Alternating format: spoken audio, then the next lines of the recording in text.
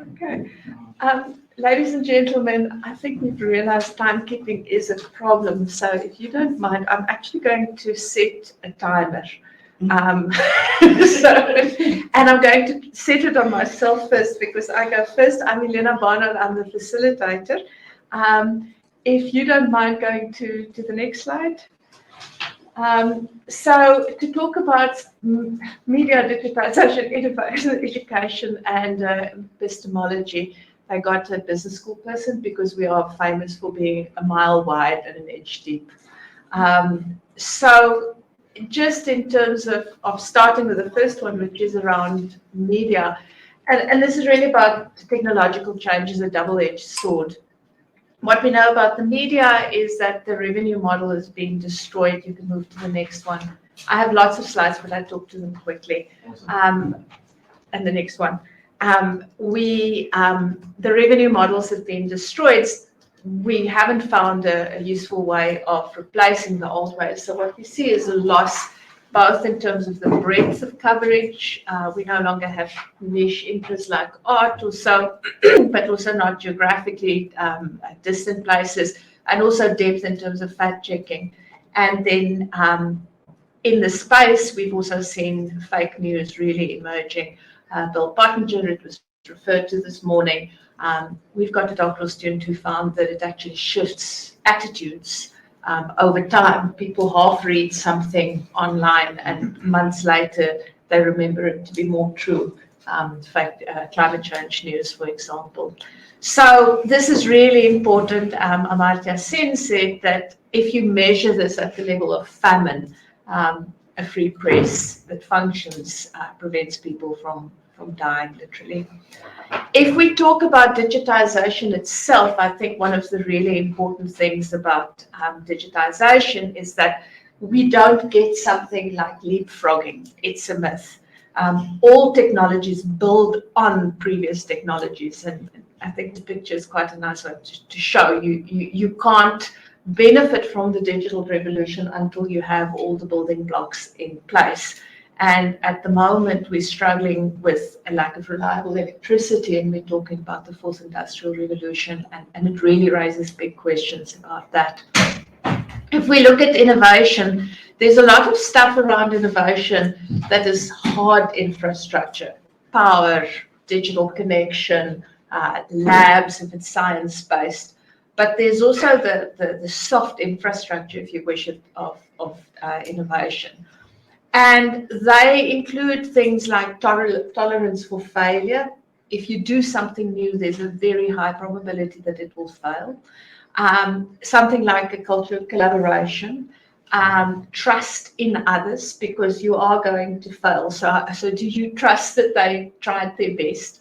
A culture of risk-taking, are we willing to nonetheless try? Diversity in thinking. And if we reflect on this morning and everything that we've heard this morning, there's malfunction and scars from the past that actually undermines the establishment of the soft infrastructure. Where does the soft infrastructure typically come from? Education. That's the scholarly consensus, is where you build the norms of a society. But if we look at the situation with education in South Africa, Nick Spall is a scholar here at Stellenbosch working on, economist, on the education system. The top left graph is the school system in South Africa. The right-hand bell curve is the wealthiest 25%. The three left are the poorer countries of school systems. The one at the bottom is the dominant language of the school. The right-hand one is Afrikaans and English. The ones on the left are the traditional African languages. The right one is the historical Bantu education on the left, and the historical white schools on the right. And what we see consistently over a period of more than a decade is that it really seems, this is school performance, the wealthy schools are not shooting the lights out, but they're functional. But what we see on the left is profound dysfunctionality. So if we look, we have spoken about the Gini coefficient. I don't have to talk about it again. We see worsening inequality. And it's the wealthier schools that are somewhat functional. And this is for me a particularly scary graph. What Spool did is he did an analysis. Oops. Okay. I'll give myself off a minute. And everybody else. He did an analysis about indicators of success and failure. Above the line is success, below the line is failure, something like using a PC. The intersect works for everybody. But it's profoundly unfair and unjust. The poorest 75% of schools, your mother and father must have a degree for you to succeed. In the wealthiest, if you look at the middle, your mother and father must have matric. So it's profoundly unequal. Epistemology, I'll be very quick. If we look at the next slide, who produces the knowledge? 43.3% from North America, Europe, and Japan. That's 12.3% of the world population. Africa is 1.15%, and more than that in world population. Also, epistemological injustice. I won't go into detail with that, but there's a system that undermines the knowledge itself of Black scholars. And we see that in my last slide in terms of the NRF ratings in South Africa. It's very hard for the voices of especially women, but especially Black people to be recognized. So this leaves us with a lot of questions. And with that, you can do my final slide, which is just, where does this leave us? So Herman? Okay. It leaves us with you. Okay. Let me jump right in. You can put the slides on there, although my slides are nothing spectacular, and they I think link on to some of the statistics that you have already shown us.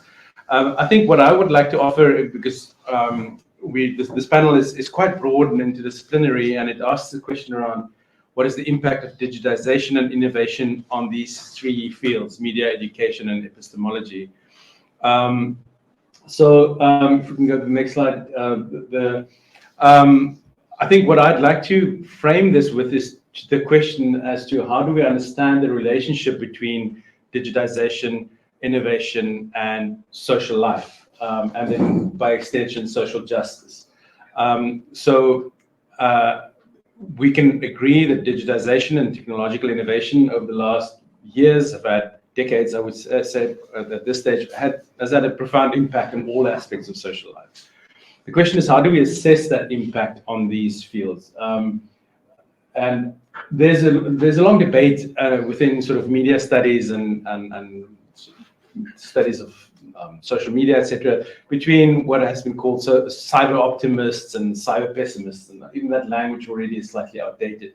But I mean, that debate typically took on a sort of binary character. Say, does digitization democratize information now that more people can access it, more people can produce journalism, for instance, and media, or does it fragment the public sphere into small pockets? Does it facilitate active citizenship now that people can use mobile phones to organize protests? Activists can use media much more easily through digital means to mobilize, or does this contribute to polarization, as we've seen, for instance, in the US and also during COVID in our own country, politically and socially, how people have regressed in these sort of in polarized pockets online? Does it broaden access to information, or does it spread disinformation and create a post-truth society where everybody's just cynical about whatever information they receive? Does it offer more, and this is on the epistemology aspect, for instance, does it offer more diverse narratives and representations of Africa globally, including knowledge production, academic knowledge production, that Professor Barnard has already alluded to, or does it promote hate speech, stereotyping, and so on? So these sort of binary questions have been, I think, haunting the field for a long time, but I don't think they are particularly helpful, because we can think about these questions in both of these questions can be true at the same time. So what we need to avoid is what has been referred to as technological determinism, the idea that you just introduce technology into a society and can either have good consequences or bad consequences. We have to think about this in a much more nuanced fashion, and we have to think about it in terms of how it amplifies already existing dynamics in society. And this is where, and just to remind ourselves of these guided questions that Prof. Maricela has asked us to think about. I'm rushing through these because we are short of time. So if we ask the question, then the first question, what does restitution mean? It is not an easy answer within the context of media and epistemology and knowledge production. Because what does restitution look like? Who is restitution owed to? If we talk about the media, is this media companies that owe restitution to citizens? Is it government that has to do something around the media and the knowledge production landscape? Are these individuals? And so on. So where does that responsibility lie? And to bring it back to digitization and innovation, again, does it help or hamper restitution? Does it do both maybe? But how does it help or hamper restitution and social justice? So the next question that we were asked to consider is what harms require restitution? And the colleagues on the panel will undoubtedly delve into these in more detail. But I could just maybe suggest some questions around these various areas. So if we talk about media, for instance, clearly in our country, there's a history during apartheid of media being ideologically positioned. The mainstream Afrikaans press largely supported apartheid and the national government to various degrees. The liberal English language press offered a very limited critique, and then there was the underground media. So we can ask maybe questions around to what extent has that history already been acknowledged? Has the transition to a new technologically savvy media industry left that history behind, or are we still owed an apology? Is there still some reckoning to do? But then also in post-apartheid era, I mean, I think this is what was interesting from the discussion this morning, is that we are starting to see, I think, that there isn't a clear rupture between the past and the present. That we also have to think about the failures of public and community media, for instance, and policies around it today. Already out of time, so similar questions around education. I think apartheid history plus post-apartheid failures of inequality. Same with epistemology. There's a persistence of colonial frameworks. There's all these demands for decolonizing knowledge, which I support and which I think is really important. But at the same time, this history, the South African history, is compounded by a sort of new colonial extractive model of big tech. So where does this responsibility and towards social justice lie exactly? Let me also just give myself another 30 seconds. If you can go to the next slide. So maybe just some suggestions of things that we have seen. That's the other question that we were asked to examine, what has been done. Policy making, clearly very important if we want social justice and restitution. In the area of media, there have been some attempts to counter the commercial media's focus on elites by establishing community and public media tiers, but those have been met with mixed success, but often also poor governance issues and poor funding issues. People-focused tech, a lot of examples of mobilization and activism and sort of crowdsourcing journalism that has this sort of allure of more democratic participation, but also limited through things like digital divide. And then in terms of education, we are familiar with the fees must fall and the decolonial curricula, decolonization of the curricula demands that have been made. Again, not entirely resolved. I mean, those questions were put on the table, but there's still a lot of work to be done. So I'll end with that. Maybe you can just put up the last slide because I know we're out of time. But questions then, in other words, how do we broaden access? Is it an issue around policy? How can media reorient its norms and practices towards the marginalized and the poor? How can we think about digitization and innovation to contribute to social justice restitution in ways that are not deterministic? In other words, to make the link between tech, digitalization, and the social, the social and the political. So with that, I will leave it. I mean, just some framing questions for the panel. Thanks. Sorry for going over time. Thank you very much. And I think the next person is Cecile. And Cecile was Sean is coming at the end as the respondent. Okay.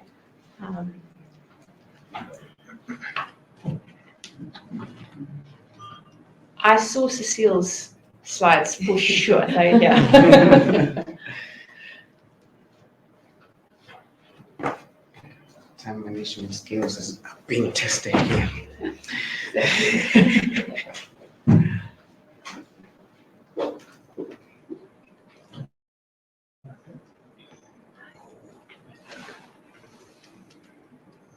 Okay. Cecile? Okay, you can go to the next slide.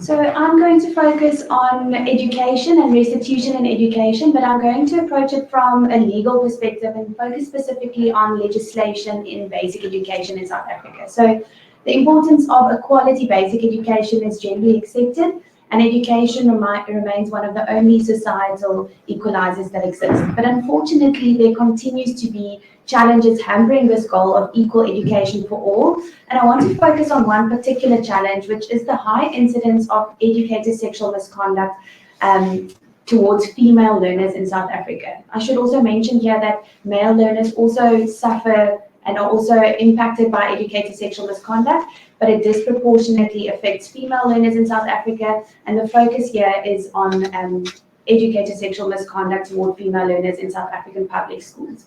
So there are at least two reasons that this specific issue requires consideration, but I'm going to skip that because of time. So I want to focus on the Employment of Educators Act, and this piece of legislation regulates 90% of educators in South Africa. So of course this is an important piece of legislation due to its wide application, but also because it is the primary mechanism through which to address educator misconduct, including sexual misconduct. So this systemic failure to protect female learners at school may very well have its roots in weak legislation. And in this way, legislation plays an important role in ensuring redress and restitution in education. And I believe it's important to raise this issue at a conference centered on restitution. And in the spirit of this theme, my focus is not only on the negative effect of sexual misconduct on female learners, but also on the role of the law and the importance of adequate legislation to address this issue. You can go to the next slide. So before I mention the legislative shortcomings, let's consider this graph on the slide, which puts the issue of educator sexual misconduct into perspective compared to other types of misconduct in public basic education. So this graph represents the type of educator misconduct most frequently addressed, and as you can see from the slide, it's over a period of 6 years. So you can also see from this graph that sexual assault and sexual relationships with learners by educators is the fourth most frequently addressed type of misconduct.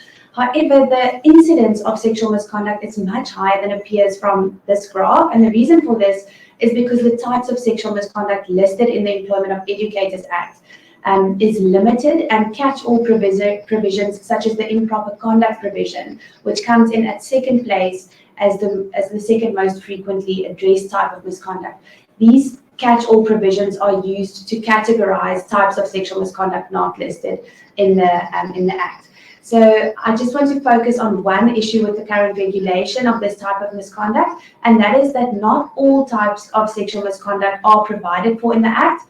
The effect is that if sexual misconduct does not meet the precise description of the misconduct contained in Section 17, as you can see from the slide, then it is categorized under catch-all provisions under Section 18, such as the amorphous improper conduct provision. And arbitration awards issued by the Education Labour Relations Council reveal that educators guilty of sexual harassment are often charged in terms of Section 18(1)(q), which is on the slide. So this is problematic for two reasons. First, educators are not necessarily dismissed for the misconduct, since it is categorized under Section 18, in terms of which dismissal is discretionary. And secondly, serious sexual misconduct such as sexual harassment is sanitized by this amorphous improper conduct provision, meaning the incidence of sexual misconduct is underestimated. So this can be explained using the facts of an arbitration award. In this specific arbitration, the educator faced charges both in terms of Section 17 and in terms of Section 18. The charge in terms of 17(1)(b) was for forcefully hugging the learner, touching her buttocks and kissing her. In the alternative, the educator was charged in terms of 18(1)(q) based on the same facts. The presiding officer at the disciplinary hearing found that the educator was not guilty of sexual assault, but guilty of the alternative charge for improper conduct, and a final written warning was imposed. So just to mention 2 quick insights from this matter. It apparently shows that the physical element of sexual misconduct must be sufficiently serious in order to be classified as sexual assault and for obligatory dismissal to be imposed. And this is unfortunate because it seems to follow a criminal approach to sexual misconduct in the education sector, which is concerning if we consider the impact of sexual misconduct on the learner. The educator in this matter that I just mentioned was found guilty, but on this alternative charge, which attracted a lesser sanction than dismissal. And then secondly, I'm almost done, categorizing sexual misconduct or categorizing sexual harassment rather under this catch-all provision of improper conduct. As I mentioned, it sanitizes the seriousness of the misconduct.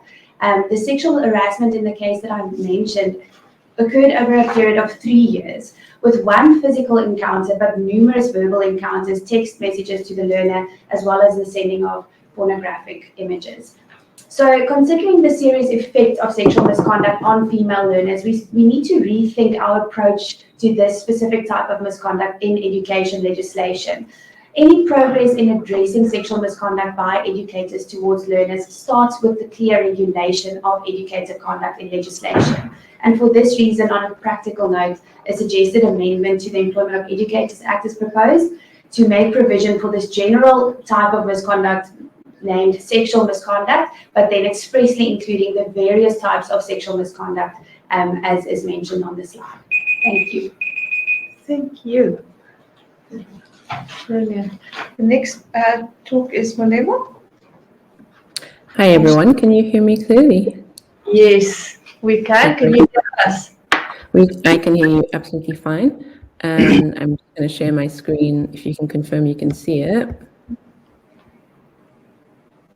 Can you see it? Not yet. You've done the right thing, but we need to get it onto our big screen. Got it. Okay. You'll let me know when all is set. Is there something else I can help with?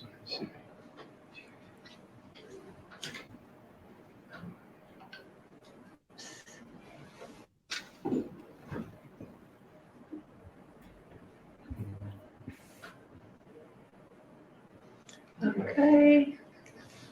We can see you. And you can see my presentation? Yes. Okay, great. So hi everyone, my name is Molemo Mwelwa, and I am going to just present, sort of throw a whole lot of stats at you and some thoughts from a recent research report due to time, and then maybe we can have a slightly more detailed conversation afterwards. But effectively, I'll be speaking about African heritage restitution based on a recent report engaging with the nature of the digital and knowledge creation around restitution. I am not succeeding. Give me a second. No. Sorry. Try again. We go. So you will likely have seen a number of articles in the press over the last year or so around a significant shift in restitution of African heritage from the global North, Europe and North America to the African continent. And this certainly marks a big change in restitution calls from the African continent for the return of our heritage, and a kind of mark that Europe in particular, but also the US have become more sort of amenable to this shift. And what you've seen in the press certainly is seen in other places, in academic scholarship, for example. We see that restitution since 1990, talking about African restitution, heritage restitution, has gone up by about 500%. And we see this in public discourse as well. On Twitter, we see a growth of about 600% since 2016. 2016 often obviously being marked by a speech made by the French president indicating that they were interested in return, which has really shifted the conversation across Europe and informing the States as well. This growth is, of course, really important and reflects the kind of need for restitution of African heritage based on stats you might be familiar with, that 90 to 95% of Africa's material heritage is now outside of the African continent, and that tens of thousands of human remains, many of which are African, still remain in museum storages in the global north. But of course, when this comes to sort of how we understand restitution, it's important to note that this kind of call for the restitution of African heritage back to the African continent is not simply about objects and artifacts in museums, but is certainly representative. It acts almost as a vector of the possibilities of a broader epistemic, cultural, and even spiritual restitution, and a kind of reclaim of what has been taken from us, and functions as a kind of very strong symbol of the extent of extraction and destruction of the African continent through colonialism and afterwards. And so it's important that when we discuss restitution in relation to African heritage, it's not simply just on things, but much more the return of heritage as a vector for a much broader conversation about Africa rebuilding itself in a kind of human dignity through objects of cultural significance. This is important because when we look at that large growth around restitution conversations, and we see these regular indications of return, we might think that this means that Africans are being listened to.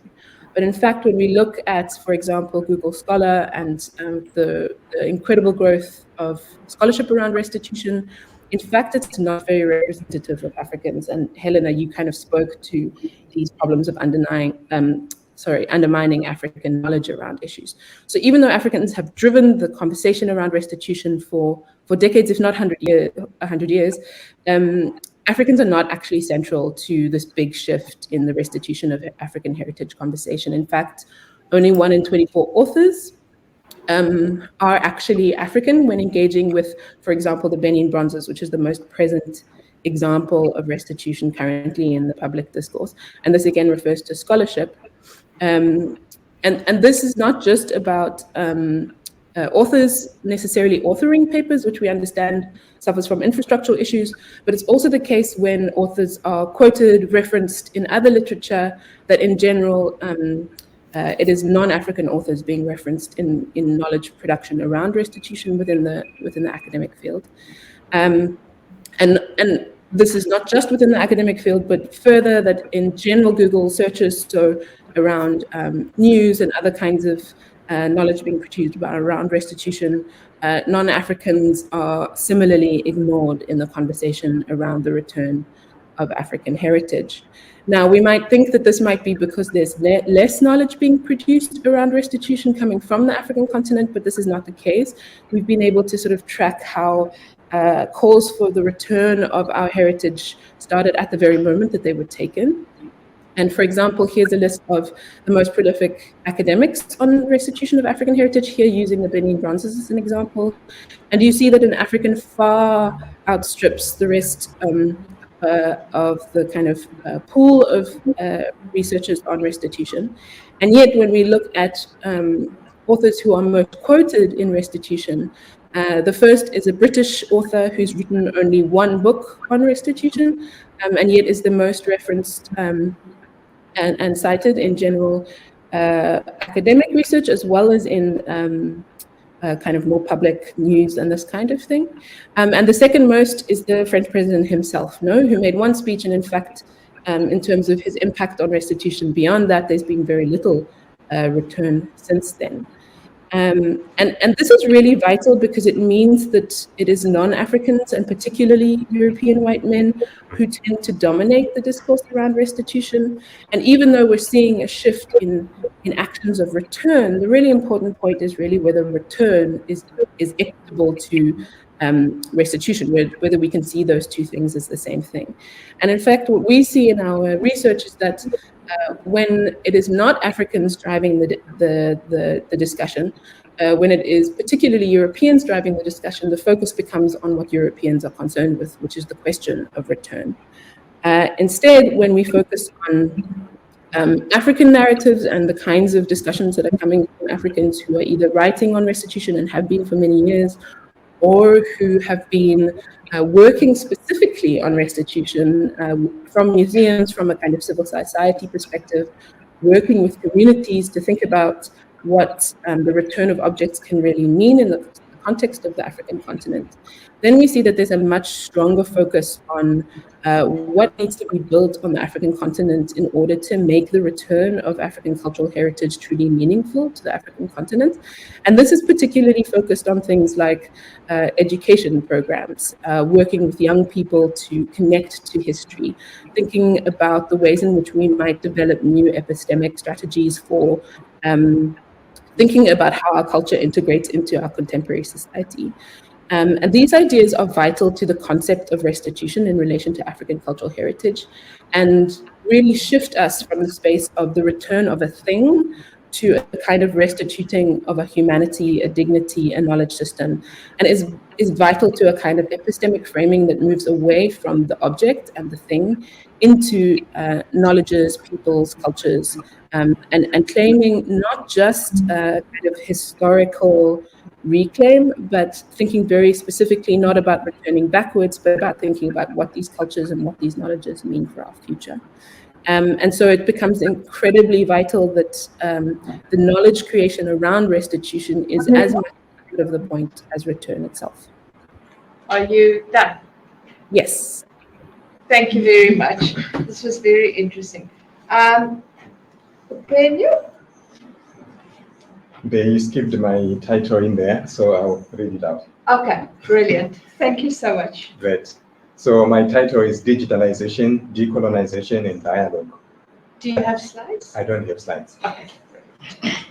And I'll be focusing on how to advance restitution across national boundaries. Within the past 3 years, I've been deeply involved with the conceptual and programming aspects of 3 projects that are the subject of my presentation: Ubuntu Dialogues, Decoloniality Dialogues, and the Reeves Scholars Program. In this presentation, I reflect on how these 3 projects have deployed digital technologies. They have drawn on decolonial praxis, and they've invested in dialogic approaches to advance social justice advocacy across national divides and boundaries. So Ubuntu Dialogues is a partnership between Michigan State University and Stellenbosch University, and it's centered around museums, heritage institutions, and the arts.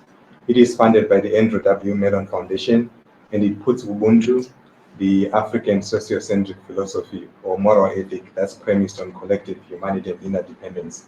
So the project puts Ubuntu at the center of efforts to build bridges across national and other differences and boundaries. And I will describe here a little bit Decoloniality Dialogues. It's an interdisciplinary and transnational collective of graduate students, early career faculty, and then independent researchers, but also practitioners who connect around a shared commitment and engagement with decolonial theory and praxis. This collective wrestles with the challenges and the agents of disrupting, but also dismantling colonial legacies and the violence within the institutions in which we work and move. Then the Reeves Scholars Program, in short, is a reciprocal exchange between teacher candidates at Michigan State and also at the University of the Cape Coast in Ghana. So these 3 projects, they bring what I think is a much needed transnational but also decolonial lens to the important conversation on social justice and restitution. The transnational and the decolonial angles are key considerations, especially in the South African context. This is partly because they gesture towards struggles and solidarities that are imagined and enacted outside the exclusionary national citizenship claims regarding who are and who should be legitimate beneficiaries of the post-apartheid government's equity and redress policies. My own research on higher education internationalization in South Africa has shown that narrowly nationalistic conceptions of racial justice failed to Pan-Africanize Black South African students' struggle during Rhodes Must Fall and Fees Must Fall movements.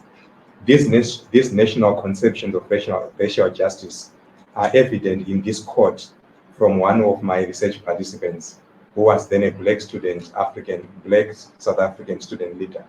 So he says, the agents lies with the Black South African struggle.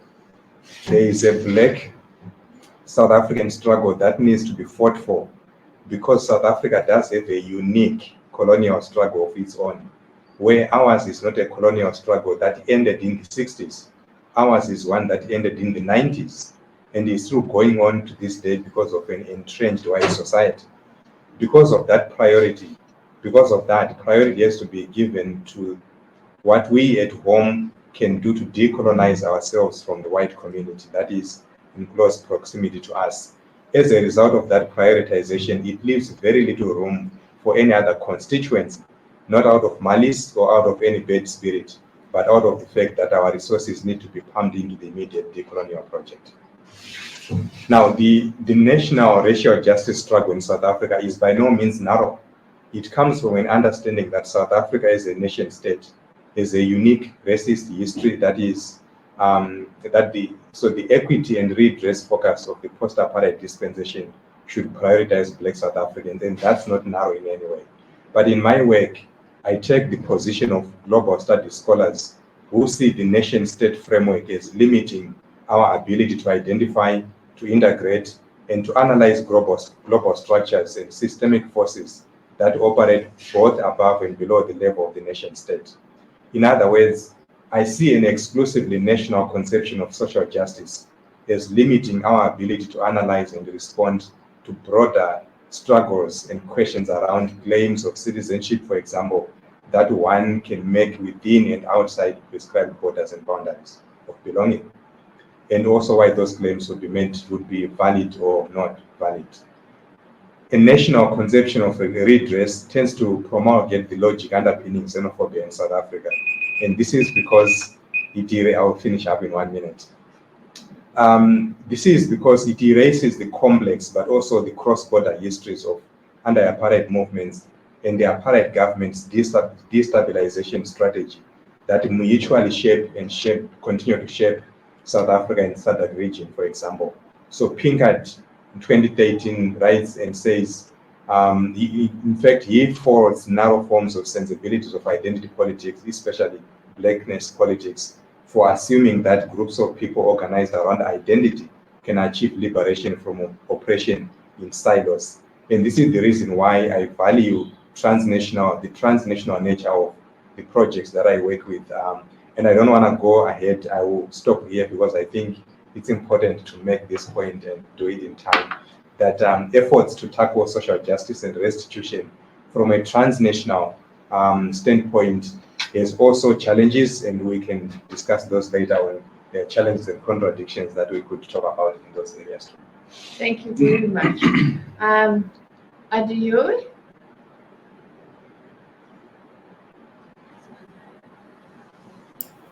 Thank you. Can you hear me? Yeah.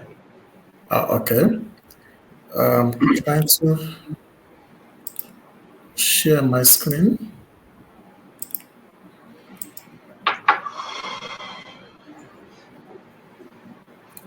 Can you see my screen, please? Yes. Okay. Thank you.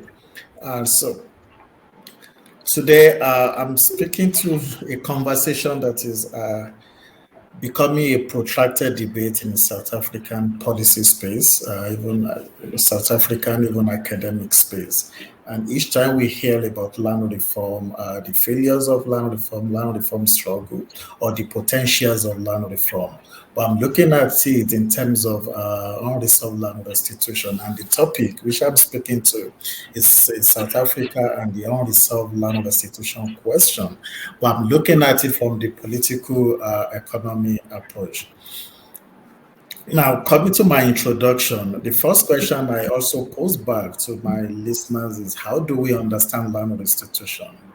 What does it mean to us as individuals, as policymakers, political class, and also the beneficiaries of land reallocation or land arrangement in South Africa? And when I talk about restitution and we speak about land restitution, the other question that we need to also ask is restitution by whom and for whom?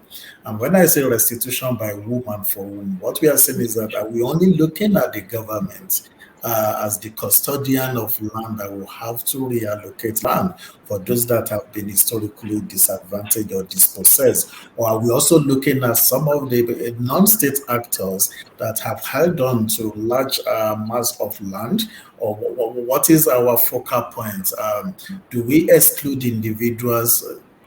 Do we exclude the companies that have so much land to spare? So we need to actually operationalize that question to say, who is restituting land and who are the beneficiaries of land restitution?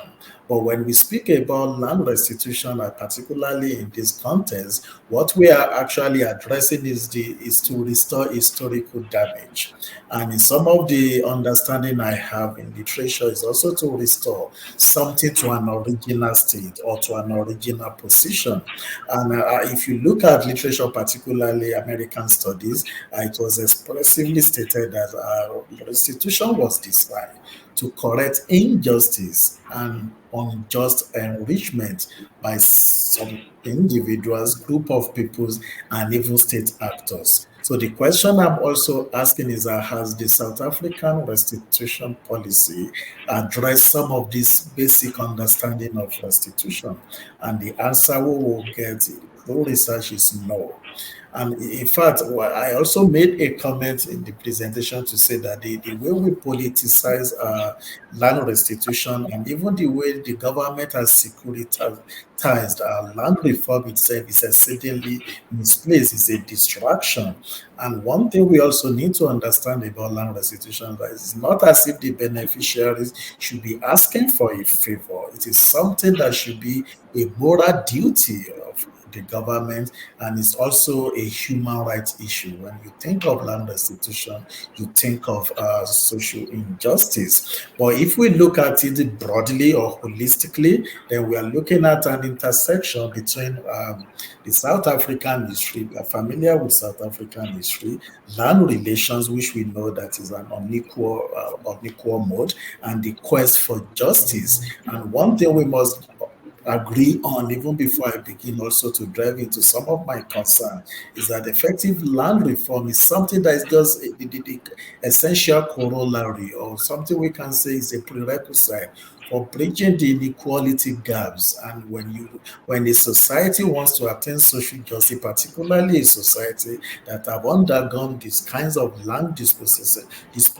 that was historical in the context of South Africa, then land reform is exceedingly inevitable and an essential instrument also for social cohesion. Now, I'm taking a case study of the Kumani San in the southern Kalahari, and there's a picture I put beside my narrative, which I went with a team to the Kalahari in 2013, and that was when we took these pictures. Not something I got from maybe social media pages or newspaper. We actually took the picture, and the picture you are seeing is a house which belonged to a family. This was their house where they lived. So that's what my presentation is speaking to, and that's why I'm looking at the political economy.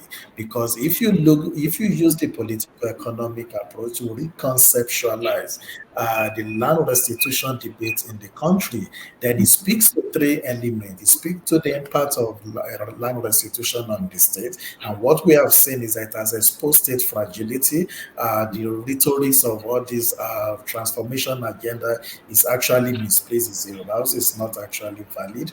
In terms of the impact on economy, what we have also seen is just that it keeps expanding the gap between the people that owns the capital and the people that works the capital. It has actually disengaged the majority of South Africa from economic and agricultural productivity. If you look at its impact on the society, one thing we have also identified is that it has distorted their spirituality, it has alienated the majority of the people from the state. And that's why you are seeing the hostility of many people towards the state and whatever we call the public. If you look at the Komani San, for instance, that was the first place I had this caption that somebody said, "I am a farmer, I have no farm." And the other one say, "I have farms, but I'm not a farmer." And this actually exposed the contradiction of land reform generally in South Africa and particularly the restitution aspect of land reform. And I conclude, and one thing we have to know about the South African state is that land restitution is one of the, in fact, if not the most emotive, spiritual, and neglected element of the reform agenda, because the state keep using this top-down initiative to respond to land restitution instead of using the bottom-up. If you look at even the people that have benefited through their land claims or restitution, those are people are even worse off than when they even got their land returned to them because of the lack of institutional support for land reform. I think I should stop. Thank you. Thank you very much. The next person, Quattro, it's you. Okay. You can quickly share my slides, even though I'll just stick on top of them because of time. I want to say thank you to people because we've really been making good progress. So I'm not anxious. So Quattro, you take. Yeah. So I'm also going to try to just speak. Good thing is that I've made some notes here that will help me focus on the points that I want to make, but the slides can also help us to project the ideas that I want to share. Vanity is still sharing, so I'll just frame my presentation within xenophobia, which is based on research that I have done. I will frame restitution presentation based on that.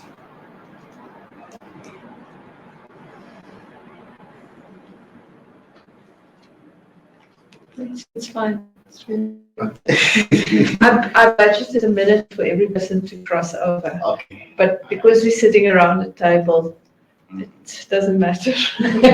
Yeah. So we have the time.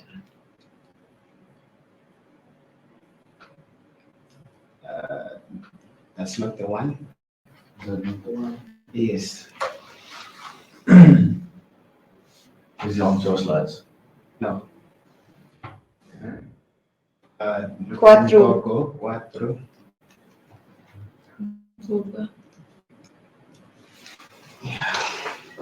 NGOGO. I will send it by your email.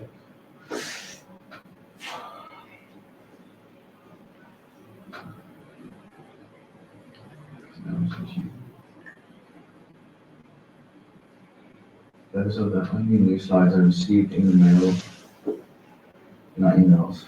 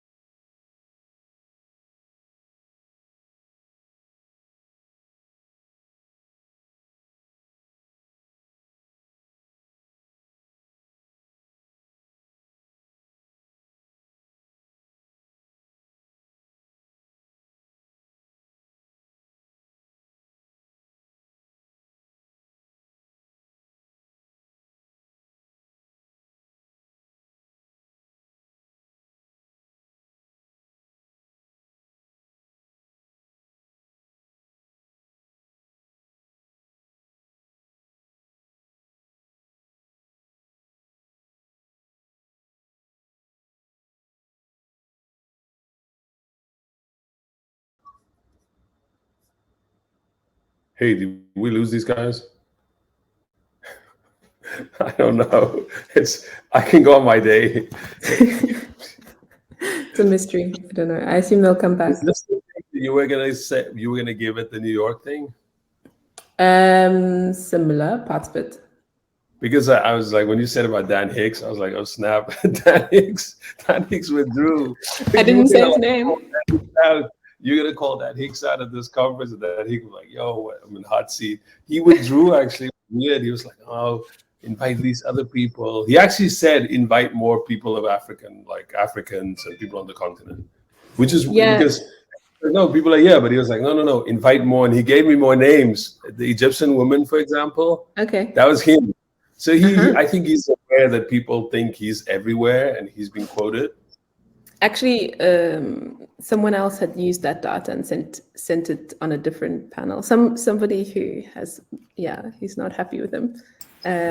Used it on a different panel and he withdrew. That was the first time. He's aware that there are people who are like unhappy with his like outside personality in these things. So he's kind of, I'm not, again, I'm sort of just saying like, I don't want to say more. I was telling a friend that he sent that. I was like, yo, this guy is aware that people are sort of like the white guy. Why is this white guy dominating space? And so he was like, the other issue I think Nana Oforiatta Ayim sent it to him last year. Okay. The other one was Benedict Savoy wanted to do it, but then she was, we can be heard by the panel apparently. We're not saying, Herman, we're not saying anything controversial.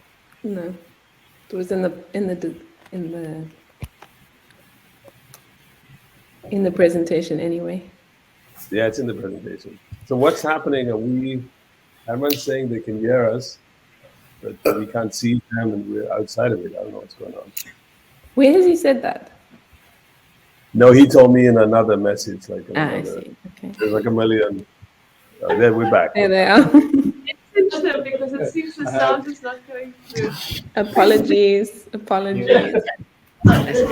Nothing controversial. Nothing controversial was said. Don't worry. Can you hear us? Are they going to edit that part out where we were talking? So I think thank you, Quetro, for being here, and over to you. Okay, thank you, colleagues, for the questions. I'm just going to continue from where Dr. Ukoli left about xenophobia. I'm going to try to frame a restitution presentation around xenophobia. Maybe I should begin with the statistics that in 2001, the same statistic, there was 21% of local people, South Africans, who actually did not want to have other African immigrants in South African soil, whereas 64% wanted strict limits of African immigrants, right? And then that has led to 2008, 2015, 2018 to current xenophobia attacks that we have witnessed as a country. So what is restitution within the frame of my research, xenophobia? So I would like to think of it as an act of restoring dignity to African immigrants, since they have been dehumanized in those xenophobic attacks where they have been displaced, some have been killed, brutally killed and attacked and everything. Also restoration of Ubuntu as well, and then restoration of humanity, because most of them, they've been dehumanized and they've been called names, and the media has not done enough in terms of discarding some of the stereotypes or restituting some of the stereotypes that have been there. So what has been done or has not been done in terms of restitution? We would think of the xenophobic violence that is still within our societies, both symbolic and physical. So we are still experiencing it since 2008, and looting is still going on, and it's mostly directed to foreign-owned spaza shops. We would also think about fake news in the especially in the social media.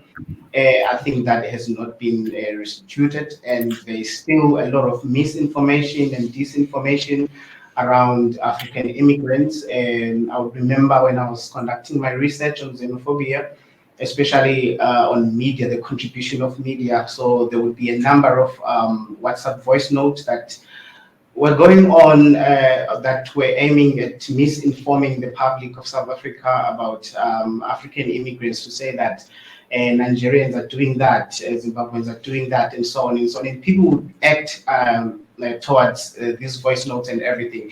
So that has not been restituted as well. And the uncontrollable freedom of speech in social media.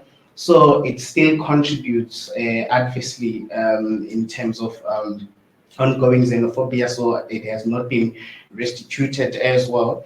So I would also want to talk about the perpetuated stereotypes of African immigrants that South African media, especially print media and social media, has not done much to help. So most people, even the growing generation, is also learning from the adopted derogative names that are still there, adopted especially by the tabloidism that are there. So what sort of legacy that has been left by, you can just move through the slides, go on, go back again.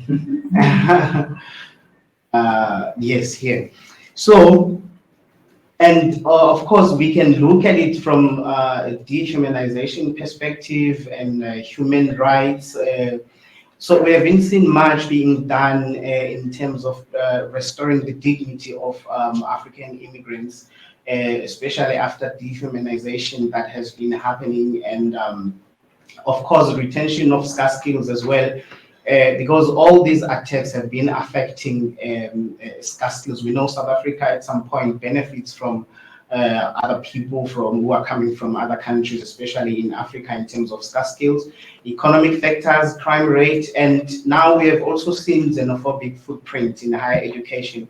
So in my research, I've also done xenophobia research based on students' experiences, where a number of students have agreed that they have experienced xenophobia, especially the symbolic one. So within the institutions, they've been told to go home a number of times, and in residencies where they also struggle to mingle with local students, and they sometimes being told to go back home, they have to wait for their turn to cook because they've been told their food has a distinct smell. And in the TV rooms as well, so where they get bullied, maybe if local students demanding to watch rugby or soccer, local soccer, and if international students have been there first, so they would be actually be bullied to be told this is not their country and they so need to go home and so on and so on. So this is worrying because now it means that nothing has been done in terms of restituting xenophobia. What has or must or has not been done in terms of restitution. So I would also, okay, I have 1 minute. Media, to be specific, because I've also done research on media and especially print media and social media as well, looking at the textual representation. So there are still derogative reportage there, and then our print media as well is still showing some power differences between South African citizens and African immigrants in terms of their reportage and everything. So, and I also think governmental institutions like Film and Publication Board can also come in handy in terms of filter the information that is uploaded on media as well.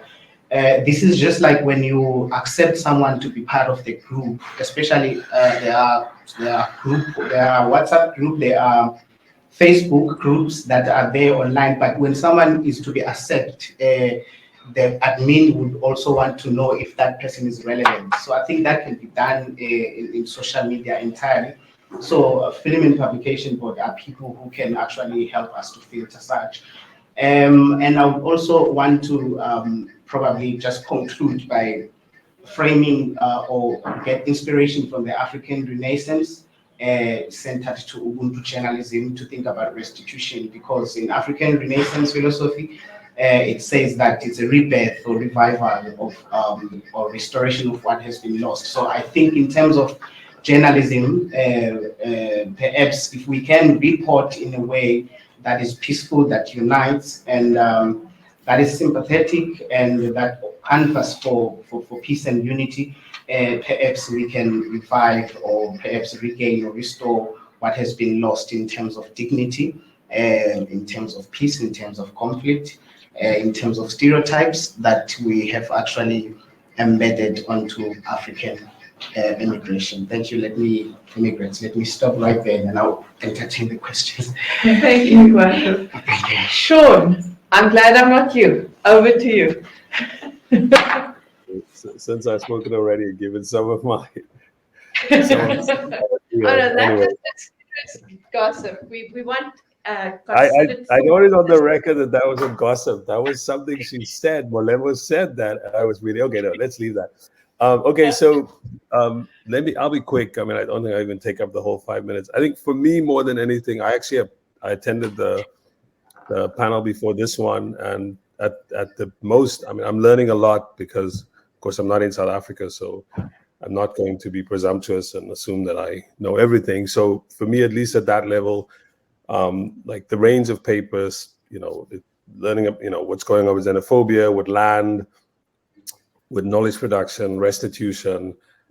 It's for me, it's really, it's incredible, and I'm enjoying it a lot. So, but I want to make a couple of quick points. I think and I'll start by talking just specifically about, media. By media, we mean like, the press, right? As broadly understood, the press in South Africa. I think just two things. History matters when we talk about these things. And I think for one, when we think about media in South Africa, we have to think of two things. One is, it's fascinating that when the TRC met, since this is about restitution, there was a panel on the media that was very narrowly defined as talking about South Africa's print media. I think there was some talk about the public broadcaster. There was very little talked about Mnet or MultiChoice, which has its own complicated and compromised history. But then the sort of the outcome of that process was, I don't know if you can recall, I think it's like 97, was the press basically ridiculed the process because of some of the methodology that was used by the SRC, kind of outsourced it to somebody who came with a sort of post-colonial way of looking at media, and the press used that opportunity because the analysis of the media was all over the place. The theoretical framework was kind of sloppy, so that made the media get away with it. And I know at some papers, I mean, some of the people who are here were present during these things. Journalists did challenge their companies' histories with apartheid, with colonialism, but not much came from that. The second thing is, I think that's something Herman kind of alluded to this, just at some level, and I think, which is this point about what happened to South African media. So in general, South African media moved from something that was trying to, in the early 1990s, create like the framework for Herman's idea of this kind of three-tiered media infrastructure with an emphasis on public media. But then there was a lack of investment. It became discredited because of political involvement. And so you saw that the decline of the public broadcaster, and you saw the media sphere becoming heavily privatized. Much of that media moved online behind paywalls.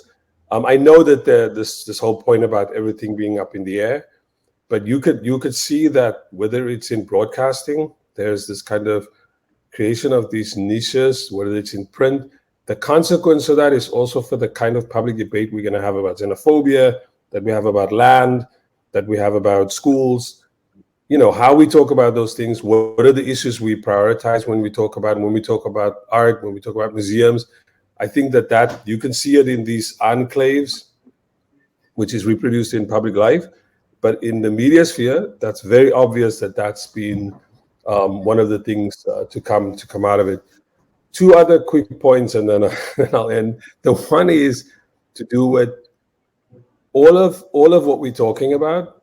It can only happen if the law and public policy, if there's an emphasis on these things. I think Herman, I forget apologies now for not remembering everybody's names, but the speaker who spoke about schools, for example, it's very clear that if you don't use the law to change these, if you use the law, it's like a first step. If you create media infrastructure, I would say invest more in public media. One of the ironies is I think this is like early 1990s, in the transitional period, where you would have somebody providing math lessons on television, on public television.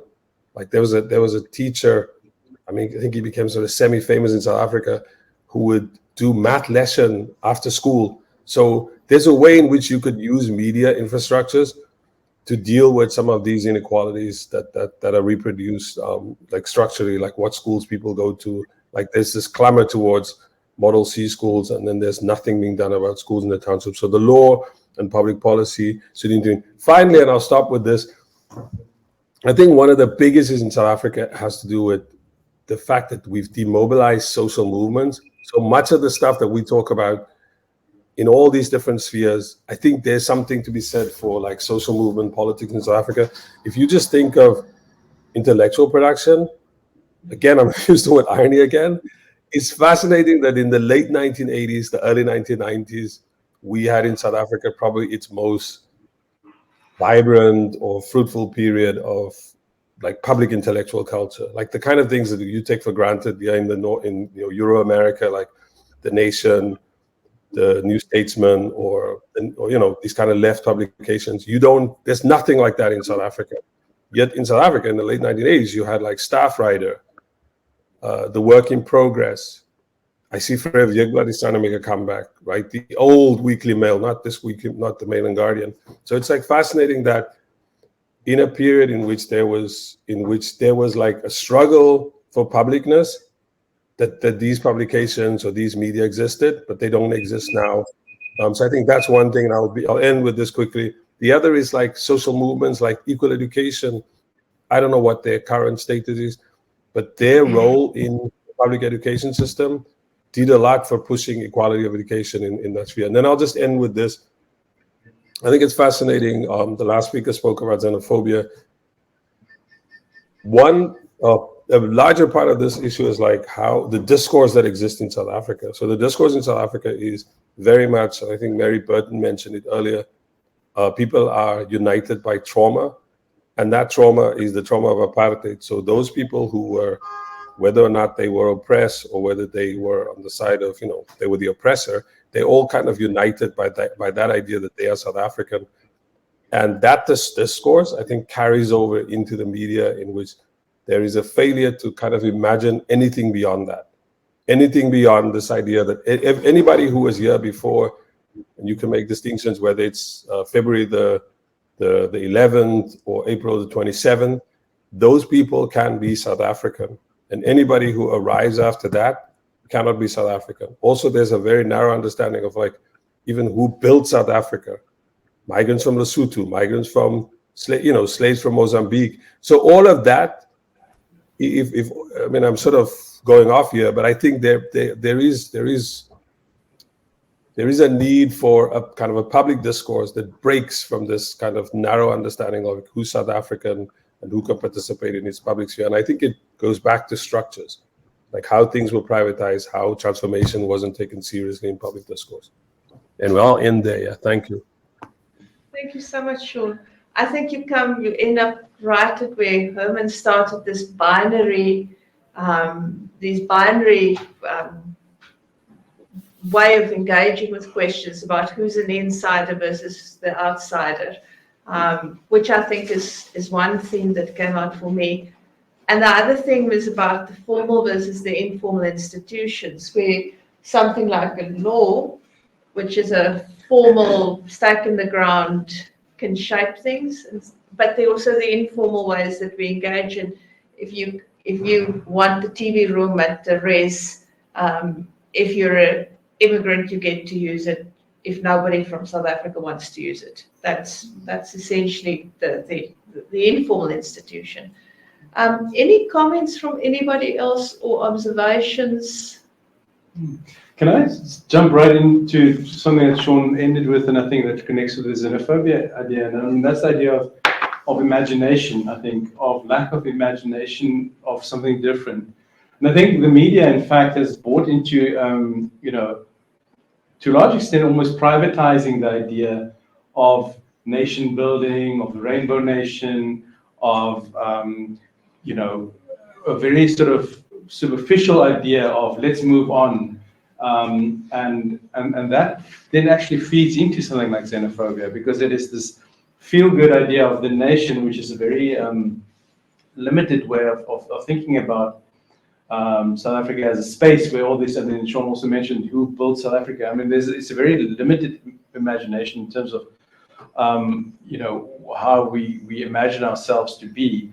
And I think that is, unfortunately, also partly, I think I would also want to connect it with the failure of community and public media. And this is where I think we have to think about this not only in terms of the past, but also the continuity of the present. I mean, Colin Sparks, who's a Marxist media scholar, talks about elite continuity in transitional societies, where you actually have one set of elites that just replace another set of elites. So what you have is a commercial media that celebrates a sort of very superficial way of thinking about the nation, which in fact I think often supports xenophobic ideas about insider and outsider. And then you have public and community media who are supposed to be the countervailing force. I mean, that are supposed to do this work of imagination, of inclusion and so on. But they have largely failed. I mean, the public media in South Africa is the story of failure and mismanagement, corruption and so on, state capture. Community media, well-intentioned, I mean, the policy is there. I mean, the policy of the Media Diversity and Development Agency, for instance, is there but it's not working.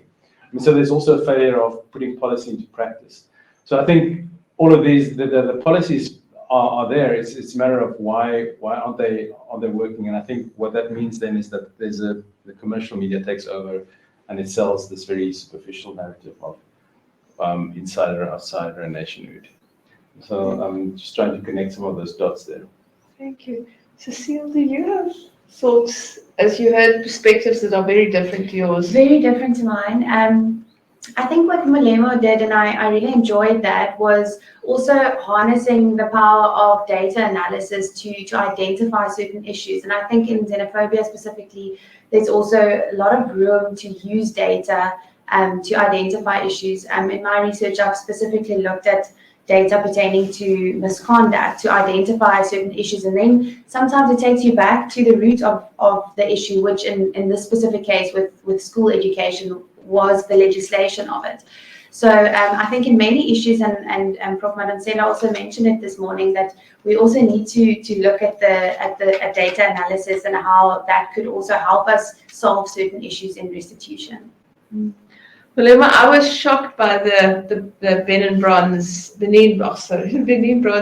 stats, because I have found in my own research on Zimbabwe, you see two authors writing on Zimbabwe, and the one has got some unpronounceable Shona surname, and one is Walker.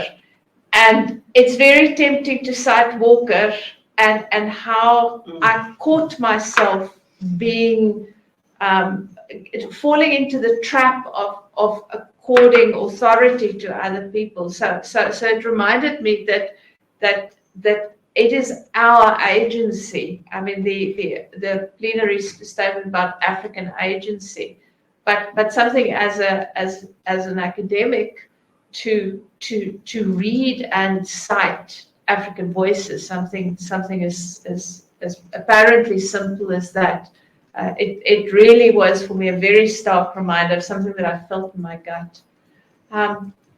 One of the things that cheered me very much recently was a paper that was written about bibliometric analysis of health research in Africa, done by African scholars and in research policy. And the guy found that there was a correlation between the disease burden in a country and the amount of research done by scholars in Africa on that disease. So even though the health system and the research system is very fragile and underdeveloped, people were actually researching what mattered to them, what was killing their people. And I was wondering, can we say the same for us? Is restitution not also being scholars of our own issues and owning that? On that, if I may. Absolutely. Yeah. On that beautiful note, I will just connect it to my ideas, my views around xenophobia. Also linking it to acknowledging the fact that we are experiencing xenophobic outburst throughout South Africa. So throughout my research, I've never been able to reference a South African who has written about xenophobia. So it's mostly other scholars from the rest of African countries. So to me, that says that as South African scholars, we are probably not acknowledging much that we are probably helping in terms of perpetuating this idea of xenophobia much. So it speaks now to the issue of acknowledgement that was being talked about, especially around the issues of land and apartheid system and so on and so on.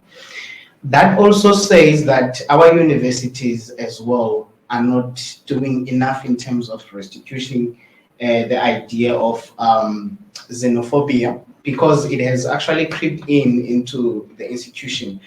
I read the recent article written by Professor Jansen, which was talking about xenophobia in higher education and so on. So I've done most of my research around students' experiences of xenophobia.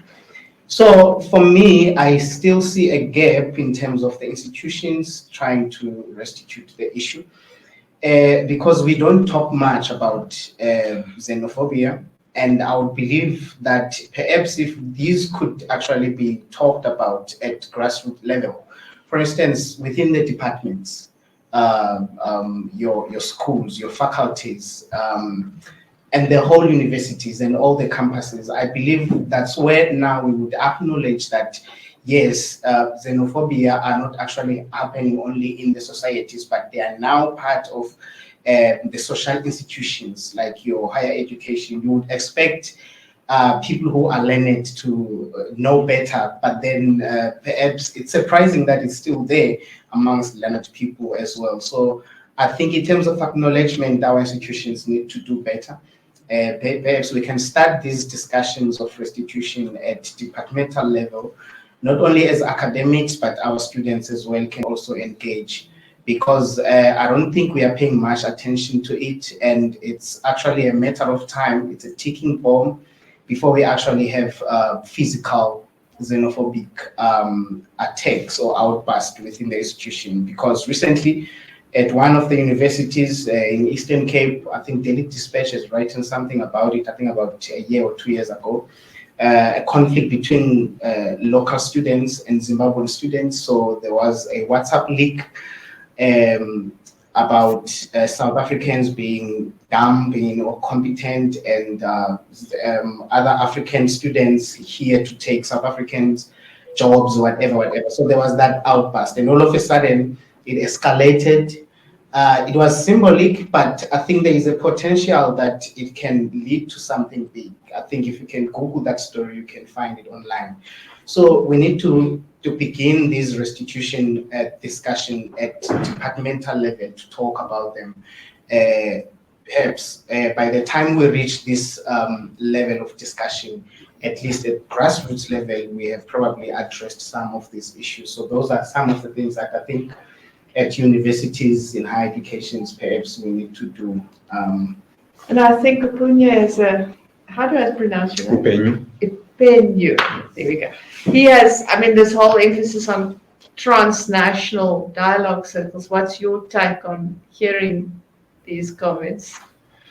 So two quick things. I think South Africa would, and I speak, when I came to do my PhD research here in South Africa, one thing that was very obvious during Fees Must Fall, it started when I was actually doing my work and I was able to talk to all the student leaders who were leading the movement. One thing that was obvious was there was a way in which for these demands to be legitimate, they had to be narrow in the sense of being national. Because then you could pivot them to the national government, or you could pivot them to the university administration.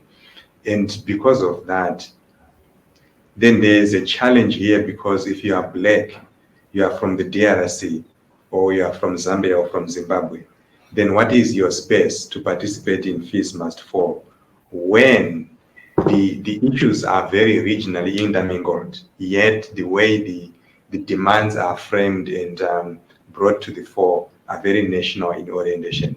And I think that's the place where we might want to think about, can we step outside the national container? What would be a conversation about race look like when it's not confined within these national containers? Cecil John Rhodes, Zimbabwe was actually named after Cecil John Rhodes. And it's buried there. His grave is actually in Zimbabwe. So these things are not separate. It's not a South African problem. It's a problem that's like it goes beyond national boundaries. So how can we have a conversation about this outside of this? Then the last point I wanted to mention is I work in an African Studies Center in an American university. So a lot of Africa work is actually happening outside of Africa. Sean, your work is very important. The Africa is a country work. It's very important because it brings African voices to the table. So, and the resources we have at Michigan State in the African Studies Center is amazing. We have 9 full-time faculty members, not full-time. We have 9 full-time staff members, a full-time director who is not like a teaching faculty thing. He's like African Studies director. So there's a lot of money flowing into American universities to do Africa work. And on the continent, how many parents would want to put their kids into an African course on the African university? But they would say, we know this already. So the work is actually happening outside the continent. That's where the money is going. And what does that mean for the conversations we want to have? Thank you.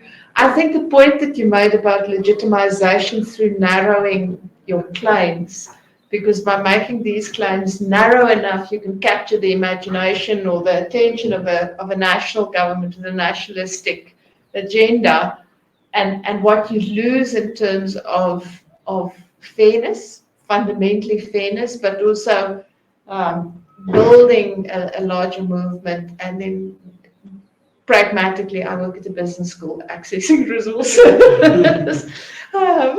Yeah, I just want to come back to, the point about universities and transformation and staff, for instance. I think it points to a lot of these contradictions that we see. And so then again, it goes back to the idea of lack of imagination of what this restitution means. And I think it was Professor Janssen, I saw you mention it in the first session this morning about the tension between restitution as we understand it nationally in South Africa and conceiving of this more broadly, because so for instance the policies, and I'm not a legal expert in terms of HR, but I've sat on a fair number of selection committees where it is sometimes more difficult to appoint somebody from the rest of the continent than it is to appoint a white South African, because of the way that these policies, and I think there have subsequently been some changes, but that's also a notion of thinking about restitution in such a narrowly nationalistic way that that it excludes ways of imagining South Africa as being part of a continent, and that again sort of feeds into xenophobia. And so I think there are all sorts of contradictions, I think, that comes out when you start looking at how these policies are sometimes limited and actually almost undermine themselves, or undermine the... so I think that's part of the problem at South African universities, is that there is this tendency, I think, to think about what decolonization means or what transformation means in a sort of very... And I think also South Africans tend to be very parochial, very inward-looking. I was recently doing field work with students, just a small anecdote, but it was field work with students at universities across the country. And these are media students, right? We went to almost all the provinces. We showed them a picture of Paul Kagame, and nobody, not one single student, could tell me who Paul Kagame was, and could recognize Paul Kagame. And that, I mean, I think tells us something about how, but they would know all the details of the dynamics of the South African politics, South African media, but I think our students also tend to be very inward looking. So I think there's a big challenge to reimagine restitution as located within the continent and not something that is only the province of South African nation building or whatever we take that to mean. I think we should probably wrap up. So I'm going to abuse my position, and at this failure of imagination, this failure to imagine an alternative reality, I'm very Afrikaans, and I was a student in the 80s, and I knew from my family histories this all was done for me. This was so that the National Party could be in power, and so that we could avenge the Brits, and so that, and I could see it wasn't working, and I could not imagine beyond apartheid what the future could look like. And I remember thinking, but how would it look like if we were to change this? And it's a story I tell with some embarrassment, because it's so obvious. You give people the vote and then you deal with some shit, but this is what the future looks like. And I keep on thinking, are we missing a trick? Are there things that we should, that is so obvious in hindsight? And I think one of the obvious one for me that we didn't talk about because of the panel was something like hunger, and something like giving people a sense of voice. And I think maybe the answer is a pretty obvious one. And I think, shall we go have tea? Yeah, the other thing that struck me when I was invited here is where this conference is being held and how out of reach it is to people we need on the table. Like their voice is missing because they can't afford to come here. Thank you very much for that. I think, Helena, if I can pitch in, and I like to use this because I feel like the answer is always in education. So it doesn't matter on which theme I am, I can always use that angle. So, yeah. I do believe we are all educationalists here, so there may be some bias in the answer. I think you will find a sympathetic audience. For the online panel, thank you so much for participation. And stay warm, and for everybody who's here and enjoying this beautiful space that is really quite elite and privileged, and for your hard work here. Thank you so much. Thank you. Thank you. Let's go have tea.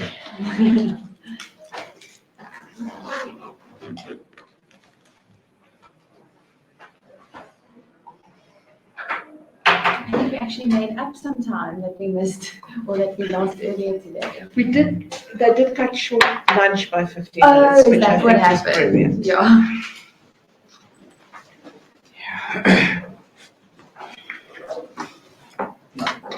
Thank you, everybody. Sorry about the wait.